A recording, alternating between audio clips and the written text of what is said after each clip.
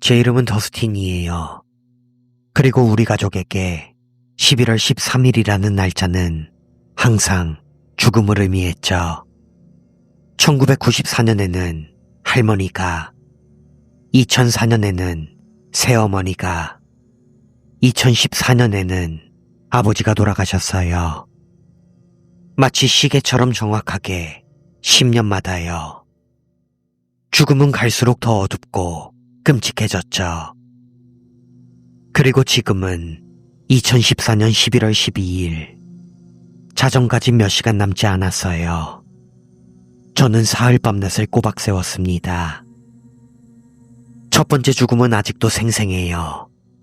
1994년, 할머니가 돌아가셨을 때 저는 겨우 10살이었죠.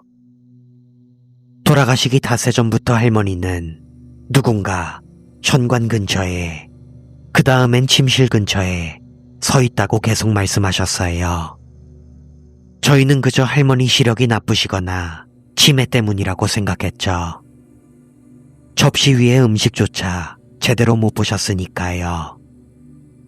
하지만 할머니는 이야기를 하시다가도 문득 멈추고는 아무것도 없는 곳을 불안하게 쳐다보며 또 왔네 하고 속삭이곤 했어요. 어느 날 밤 할머니가 평소처럼 잠자리 이야기를 해주시다가 문득 말을 멈추고 복도를 응시하시더니 숨을 헐떡이기 시작하셨어요. 저는 당황해서 물을 가져오고 할머니 이름을 부르고 얼굴에 물을 묻혔던 기억이 나요. 할머니는 마침내 눈을 뜨고 공포에 질려 속삭이셨죠. 날 죽일 거야. 다락방 계단 바로 옆에 서 있는 저 여자가. 저는 쳐다봤어요. 아무도 없었죠. 그렇게 말씀드렸어요. 하지만 할머니는 말했어요. 다시 봐봐. 화장대 위에 물잔이 떨어질 게다. 저는 다시 할머니를 돌아봤어요. 아무 일도 없어요, 할머니. 잔은 그대로 있는데요. 그 말이 제 입에서 떨어지기가 무섭게 유리잔이 바닥에 떨어져 산산조각이 났어요. 저는 비명을 지르며 뛰쳐나갔죠. 제 등 뒤로 침실문이 쾅 닫혔어요. 부모님은 제 말을 믿지 않으셨어요. 네가 상상한 거야. 부모님은 말했죠. 넌 아직 어리잖니.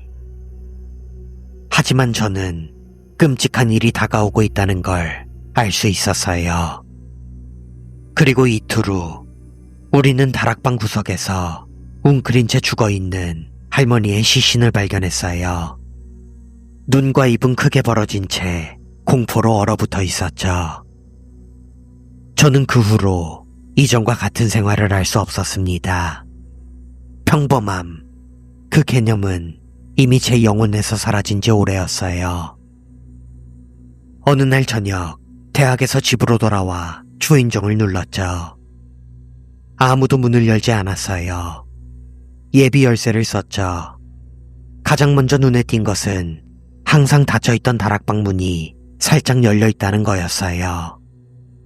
그리고 안에는 할머니가 돌아가셨던 바로 그 자리에 새어머니가 앉아 계셨어요. 등은 뻣뻣했고 얼굴은 돌린 채였죠. 천천히 몸을 앞뒤로 흔들며 중얼거리고 계셨어요. 저는 새어머니의 이름을 불렀어요. 대답이 없었죠. 가까이 다가갔어요. 피부는 창백했고 입술은 파르르 떨리고 있었어요. 그때 새어머니가 돌아보며 속삭였어요. 네 할머니가 다 말해줬어. 우릴 가만두지 않을 거야. 우리 모두를 죽일 거라고. 마치 주문을 외우는 것처럼 계속해서 그 말을 되풀이했어요. 저는 새어머니를 끌어내려 했지만 불가능할 정도로 무거웠어요. 마치 바닥 속으로 가라앉기라도 한 것처럼요. 마침내 새어머니를 다락방에서 끌어냈을 때 안에 있던 화장대가 덜컹거리더니 유리잔 하나가 날아와 깨졌어요. 10년 전 할머니 때와 똑같이요. 새어머니는 저를 밀쳐내고 다락방으로 다시 들어가 문을 쾅 닫고는 잠가버렸어요. 저는 아버지께 전화했고 아버지는 급히 집으로 오셨어요. 아버지의 얼굴은 창백하다 못해 얼음장 같았죠. 말없이 제게 수의천을 건네주셨어요. 그리고는 벽장으로 가 향을 꺼내더니 전화기에 대고 중얼거리셨죠. 가장 강한 걸로요. 가능하면 라벤더 향으로. 그리고는 제게 말했어요. 다락방 근처에는 가지 마라. 문을 부숴버릴 거다. 저는 다음에 본 광경을 결코 잊지 못할 거예요. 새어머니는 기울어진 천장 아래 웅크린 채 유리를 씹어먹고 있었어요. 턱으로 피가 흘러내렸죠. 우리를 보며 미소 지었어요. 하지만 눈에서는 눈물이 흐르고 있었어요. 우리가 말릴 틈도 없이 새어머니는 유리 조각으로 자신의 목을 그어버렸어요. 피가 벽 사방으로 튀었죠. 단 몇 분 만에 과다출혈로 돌아가셨어요. 날짜요? 2004년 11월 13일이었죠. 아버지는 장례를 준비하셨고 제가 시신 근처에 가는 것을 금지하셨어요. 저를 안전하게 지키려고 하셨죠. 하지만 이런 말도 안 되는 일로부터 저를 지켜줄 수 있는 사람은 아무도 없어요. 2014년 다음 11월이 다가오면서 저는 끊임없는 공포 속에서 살았어요. 거울을 피하고 다락방을 잠그고 거의 잠을 자지 못했어요. 11월 9일 밤 아버지는 뭔가 달라 보였어요. 조용했죠. 말씀도 별로 없으셨고 식사도 하지 않으셨어요. 10일에는 자기 방에 틀어박히셨죠. 11일이 되자 제가 노크를 해도 대답조차 하지 않으셨어요. 저는 정원에서 혼잣말을 하고 있는 아버지를 발견했어요. 오래된 떡갈나무 아래 앉아 다락방 열쇠를 손에 쥔 채였죠. 아버지는 그녀, 우리를 괴롭히는 존재와 이야기하고 있다고 했어요. 저를 살려달라고 애원하고 있다고, 과거에 대해 사과하고 있다고. 그리고 그날 밤 아버지는 차를 끓이고 자장가를 흥얼거리셨어요. 이전과는 다르게 너무나 평온해 보였죠. 12일 밤 저는 아버지께 저녁 식사를 드리고 아버지 방에 머물렀어요. 아버지가 화장실에 가셨을 때 저는 방에서 기다렸죠. 하지만 아버지는 다시 돌아오지 않으셨어요. 화장실 문을 노크했어요. 대답이 없었죠. 문을 부쉈어요. 안에는 벽에 한 줄의 문장이 계속해서 긁혀 있었어요. 내 잘못이었어. 아버지는 사라지고 없었어요. 정원 창문이 열려있는 것을 봤어요. 밖으로 뛰쳐나가니 아버지가 흙바닥에 무릎을 꿇고 기도를 중얼거리고 계셨어요. 그러다 갑자기 맨손으로 흙을 파기 시작하셨죠. 제가 아버지를 끌어내려 했지만 아버지는 제가 알지 못했던 힘으로 저를 밀쳐냈어요. 아버지는 얇게 파인 구덩이 안에 누워 제게 속삭였어요. 몸 조심해라. 그녀가 날 데리러 왔다.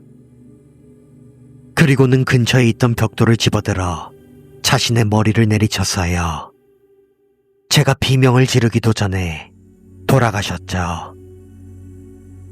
그렇게 현재에 이르게 됐어요.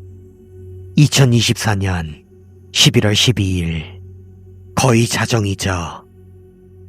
이 모든 것에도 불구하고 깜빡 잠이 들었나 봐요. 제가 깼을 때 목소리들이 들렸어요. 집안이 가득 차 있었죠. 친척들, 수십 명. 그들은 미소를 지으며 마치 축하라도 하듯 이야기를 나누고 있었지만 그들의 입에서는 아무 소리도 나오지 않았어요. 저는 방에서 나와 복도로 나섰어요. 아무도 저를 눈치채지 못했죠. 그들 모두가 알아차릴 때까지는요. 모든 얼굴이 일제히 저를 향해 돌아섰어요. 그러자 군중 사이를 헤치고 할머니, 새어머니, 아버지가 나타났어요. 저에게 걸어왔죠. 눈은 푹 꺼져 있었고 표정은 텅 비어 있었어요. 할머니가 속삭였어요. 이제 네 차례다, 더스틴. 넌 도망칠 수 없어. 저는 비명을 지르며 깼어요. 밤 9시 40분이었죠. 그때 그걸 들었어요. 다락방 문이 삐걱거리며 열리는 소리. 향냄새. 모든 죽음 때마다 있었던 그 야래양 향기가 공기를 가득 채웠어요. 다락방 바닥에는 일기장이 놓여 있었죠. 일기 안에는 제가 본 적 없는 필체가 있었어요. 고백이었죠.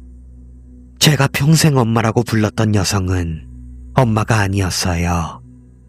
아버지의 두 번째 부인이었죠. 제 진짜 어머니는 아버지의 첫 번째 부인이었어요. 그리고 저를 낳은 직후 돌아가셨죠.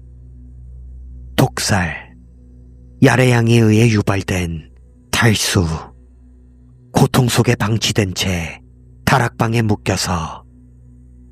할머니가 꾸민 일이었어요. 지참금이 있는 며느리를 원했죠. 그리고 제 어머니가 불편해지자 그들은 어머니를 제거했어요. 그 마지막 기록들을 읽으며 저는 고개를 들었어요. 한 여자가 다락방 구석에 서 있었어요. 위협적이지 않았어요. 화난 것도 아니었죠. 그저 저를 바라보고 있었어요. 평온하게. 어쩌면 저는 오늘 밤 살아남을지도 몰라요. 제 어머니의 복수는 이미 이루어졌으니까요. 그런데도 왜 이 불안감은 사라지지 않는 것일까요?